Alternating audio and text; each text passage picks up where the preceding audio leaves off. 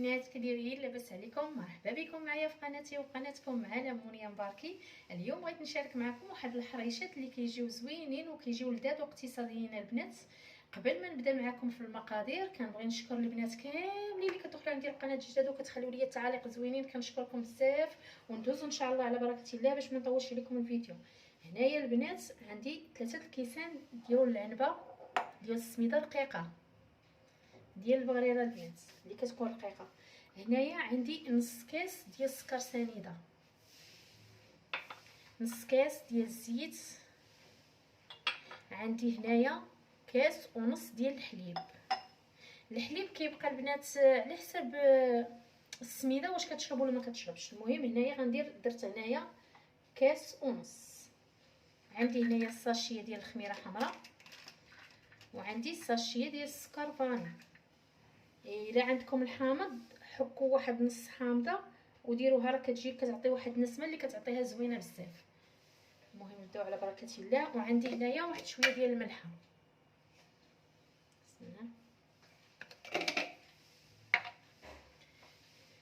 غنديروا السنيده،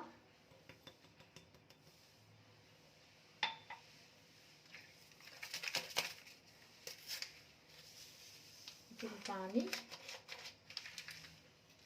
نديروا هاد النواشف كاملين البنات والخميره.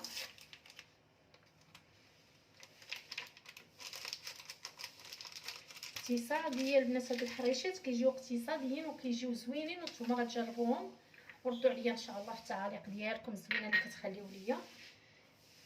المهم خلطوا هاد النواشف بحال هكا.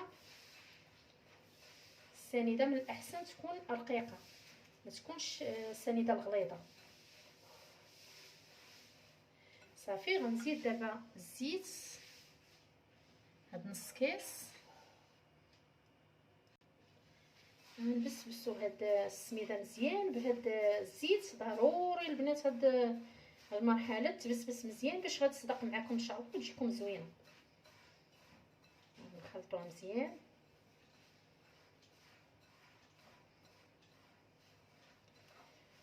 غير باش داك الزيت يتجمع لينا مع السميده.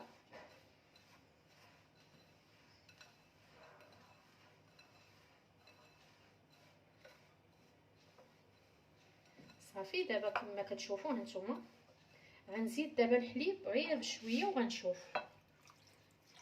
القياس اللي غيكفيني فيها.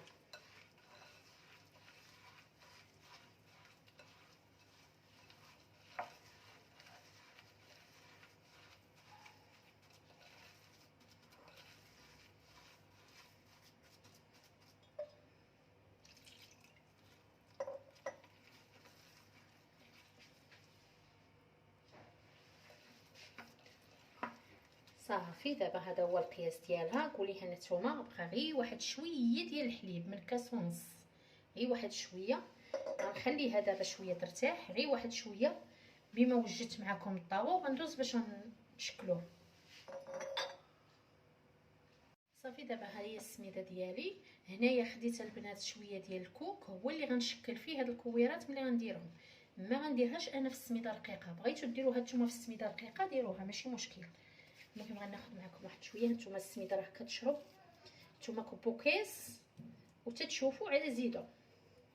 نتوما بغيتو تشكلوها صغيره شكلوها، بغيتو تشكلوها كبيره شكلوها. المهم القياس اللي بغيتو ديروه هو القياس اللي غندير انايا. غنديرهم شويه كبار. صافي ونحط في الطاوه نوريكم الطابع البنات انا باش غنشكلها. نسيت واش كيبان لكم ولا لا. صافي عليكم هادشي. هانتوما هذا هو الطابع اللي باش غنشكلها به. هذا البنات داك الطابع ديال القطاعه ديال البطاطا، هذا ماشي ديال البطاطا، هذا ديال المطيشه وديال الفلفله، هو اللي باش غنرشمها. المهم راه كتجي مزيانه بشويه عليها، راه ما كتلصق. نقول لكم ما حتى شي حاجه البنات. هانتوما كيفاش غتجيكم، شفتوها؟ صافي دابا غنبقى على هاد الطريقه تنكمل الحريشات ديالي كاملين ونرجع معاكم.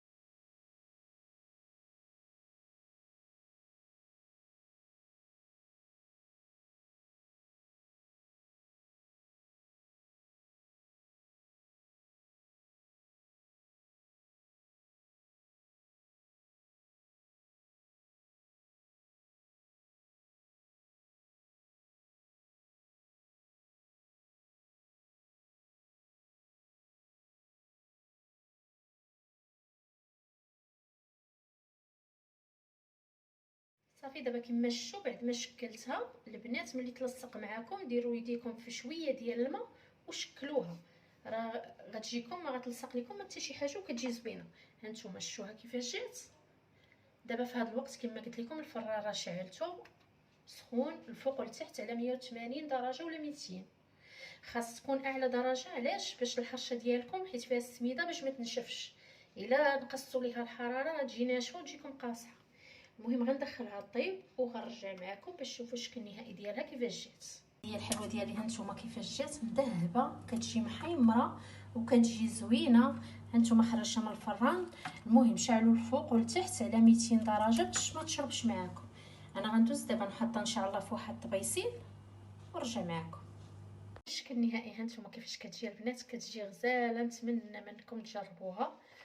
كما ديما الا جربتوها وعجبكم الفيديو ما تنسونيش من اللايكات ديالكم والتشجيعات ديالكم والبارطاج مع الاهل والاحباب، وبالصحه والراحه. والسلام عليكم في فيديو قادم ان شاء الله بحول الله.